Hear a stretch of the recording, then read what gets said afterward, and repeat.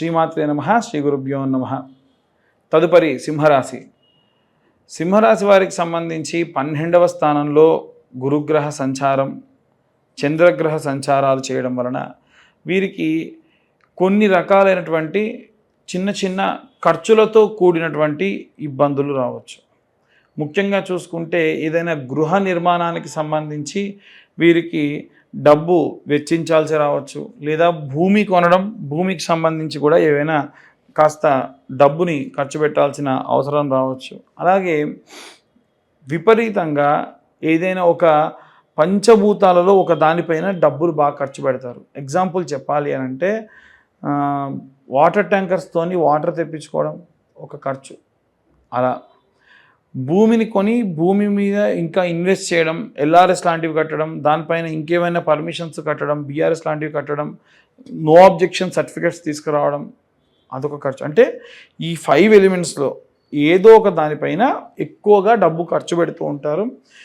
ఈ నెలలో మీరు పెట్టేటువంటి ఖర్చు వచ్చేటువంటి 6 నెలలు కాదు, 6 సంవత్సరాల వరకు కూడా అది మిమ్మల్ని కాపాడుతూ ఉంటుంది. కాబట్టి కంగారు పడాల్సిన అవసరం లేదు. సింహరాశి వారికి సంబంధించి ఈ నెలలో ఎలా ఉంటారనంటే అవసరానికి పని చేయడం, అవసరానికి మన ప్రమేయం ఉంటేనే పని అవుతుంది అంటేనే వెళ్దాం, లేకుంటే ఎందుకు అని ఉండడం. ఇది గృహిణులు, ఉద్యోగస్తులు, వ్యాపారస్తులు వీరు ముగ్గురు ఆ మెంటాలిటీతో ఉంటారు. అలాగే ఎప్పుడైతే మీరు ఆ ఆలోచనతో ఉన్నారో జరిగినటువంటి నష్టాన్ని భర్తీ చేయలేరు. కొన్ని ఎలా ఉంటాయంటే మనమే స్వయంగా అక్కడుండి చూసుకోవాల్సిన పరిస్థితి ఉంటాయి. మనకు దాకా వస్తే చూసుకుందాం అనేటువంటి భావనని విడిచిపెట్టండి.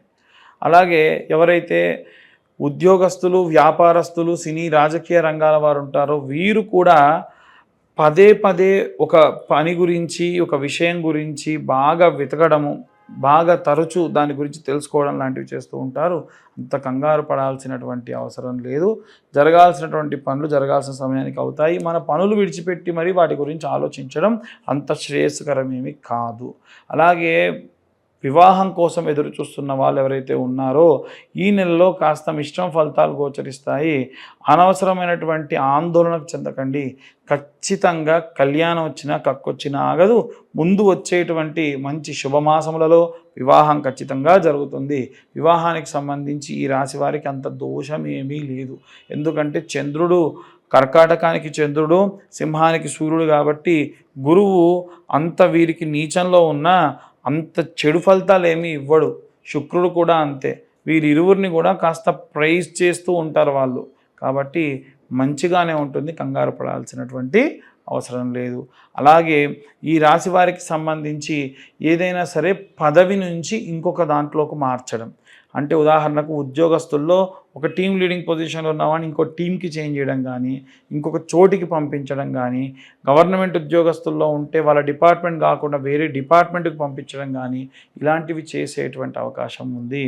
అలాగే డైవర్స్ కోసం కోర్టుల చుట్టూ తిరిగేటువంటి వాళ్ళు కూడా ఈ మాసంలో మంచి సత్ఫలితాలు పొందుతారు. కానీ ఏదో ఒక కిటుకు ఏదో రకమైనటువంటి కాస్త ఇబ్బందితోనే మీరు బయటికి రావడం జరుగుతుంది. కాస్త నష్టపోయేటువంటి అవకాశం కూడా ఉంది.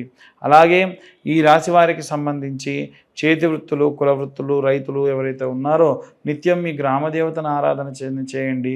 ఎలాగో మనకి స్కందా షష్ఠి జూన్ 1వ తారీఖు నాడు వస్తుంది కాబట్టి ఆ రోజున జంట నాగులకు కాస్త పాలు పోసి అభిషేకం చేసుకోవడం చాలా చాలా మంచిది.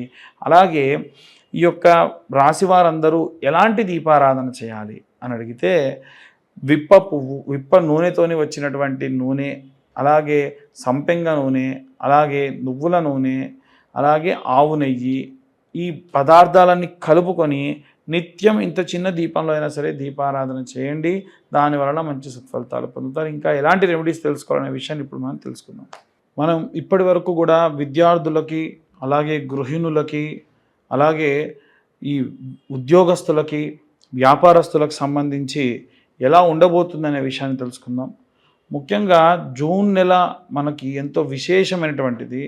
జూన్ నెలలో జూన్ 1వ తారీఖు స్కందా షష్ఠి, అలాగే 3వ తారీఖు వచ్చేసి మనకు ధూమావతి అమ్మవారి యొక్క జయంతి, 6వ తారీఖు నిర్జల ఏకాదశి, దాంతోపాటుగా గాయత్రి మాత యొక్క జయంతి కూడా. కాబట్టి విశేషమైనటువంటి ఈ నెలలో మనము ఏ దేవతారాధన ఏ విధంగా చేసుకోవాలనే విషయాన్ని ఇప్పుడు చూసుకున్నట్టయితే, ఇంట్లో ఉండేటువంటి గృహిణులు నెలంతా కూడా వీలైతే వారికి మెన్సెస్ ప్రాబ్లం ఉన్న రోజులు తప్ప మిగిలిన రోజులలో ధూమావతి అమ్మవారికి కానీ గాయత్రి మాతకి కానీ, అంటే మీరు గాయత్రి మంత్రం చదవాలని కాదు కానీ అలా అమ్మవారికి సంబంధించి శ్లోకం ఉంటుంది, ఆ గాయత్రి మాత యొక్క శ్లోకాన్ని చదువుకున్న విశేషమైనటువంటి సత్ఫలితాలు పొందుతారు.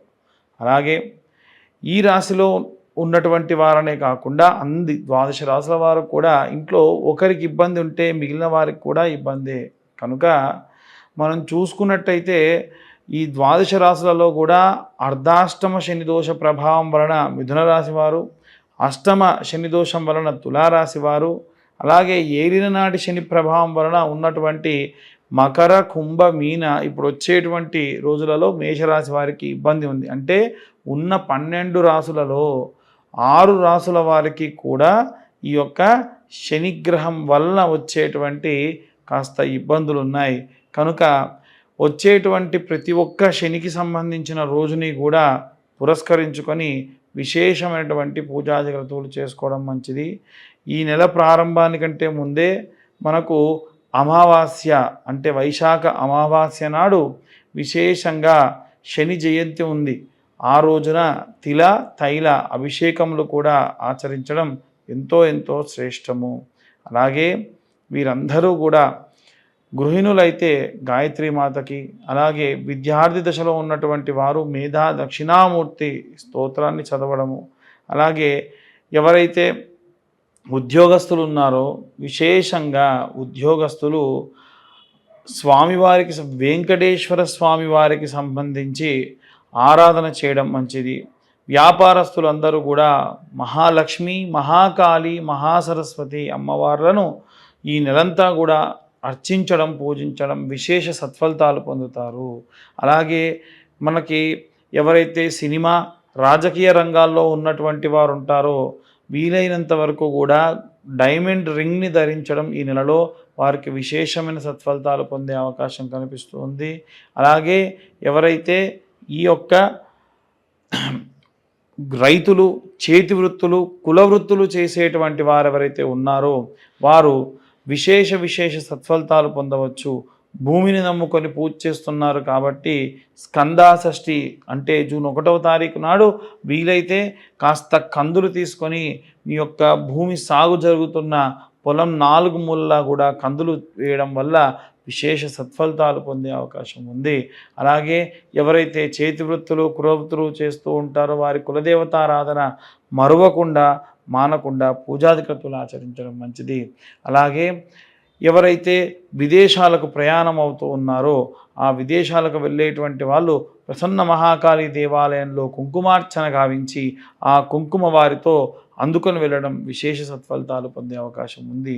కోర్టు గొడవలు, చికాకుల్లో ఉన్నటువంటి వారు చండీ హోమాన్ని ఆచరించడం ఎంతో మంచి సత్ఫలితాన్ని పొందుతారు.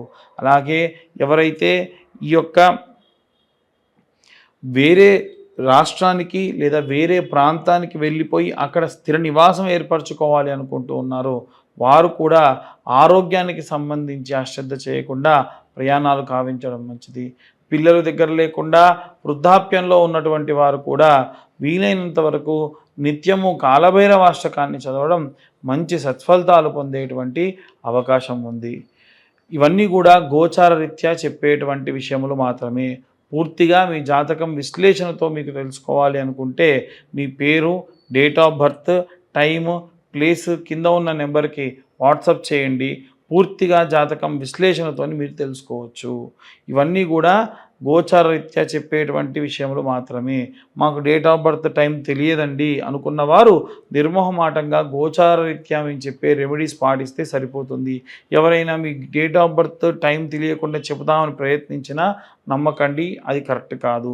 అలాగే చాలామంది గత వీడియోలో మేము చెప్పిన విధంగా ఈ యొక్క కరుంగలి మాలలు స్వామివారి యొక్క అభిషేకంలో అలాగే చండీ హోమంలో ఉంచి ఇవ్వడం జరుగుతుంది. ప్రతి సోమవారం రుద్రాభిషేకంలో ఉంచి కరుంగలి మాలలు ఇవ్వడం జరుగుతుంది. ఆసక్తి కలవారు కింద ఉన్న నెంబర్కు కాల్ చేయొచ్చు. 1116 మాత్రమే ఛార్జ్ చేయడం జరుగుతుంది. కొరియర్ ఛార్జెస్ ఎక్స్ట్రా 100 రూపీస్ ఉంటాయి. సర్వే జన సుఖినో భవంతు. స్వస్తి.